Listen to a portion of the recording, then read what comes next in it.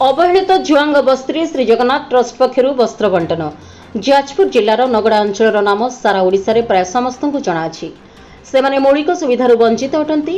एही जिलार सुकिंदा ब्लॉक अंतर्गत कंस पंचायतर टिकरपड़ा ग्राम एबे भी अभाव अनाटनर उदाहरण भितर रही। बजार ठारू बहुत दूरता थिबारु आर्थिक अभाव अनाटन रही। पुणी खाद्य वस्त्रर मध्य बहुत अभाव एठारे परिलक्षित होइथाय।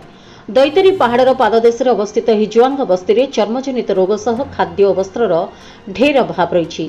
जंगल काठ और पत्र संग्रह करी सेमाने चली थांती। एहीपरि अवस्था को अनुध्यान करिबा परे ओडिशार सामाजिक अनुष्ठान श्री जगन्नाथ चैरिटेबल ट्रस्ट एक टीम एही स्थान रे पहुंचीथिला। बसबास करुथबा अन्यून 50 परिवारक पई वस्त्र तांको अंचल रे पहुंचाइथिले। छोट छुआ माने वस्त्र पाइबा परे खुशी कहिले न सरे। वयस्क माने निज निज परिवार पई वस्त्र संग्रह करिथिले। परिशेष में बुढ़ी माँ और बुढ़ा बापा माने ट्रस्ट कर्म पर आशीर्वाद प्रदान करथिले। एही कार्यक्रम में ट्रस्ट सभापति दमन महांती, केदार स्वाई, मनोज राउत, राकेश बल, तपन सेनापति, मनोज नायक, रमेश देउरी, सीताराम मल्लिक, कटक जिला प्रतिनिधि मकर बेहरा और यूट्यूबर गौरांग नायक प्रमुख उपस्थित थिले। केन्द्रापड़ा जिला प्रतिनिधि जसवंत जेना रिपोर्ट, जन अधिकार लाइव।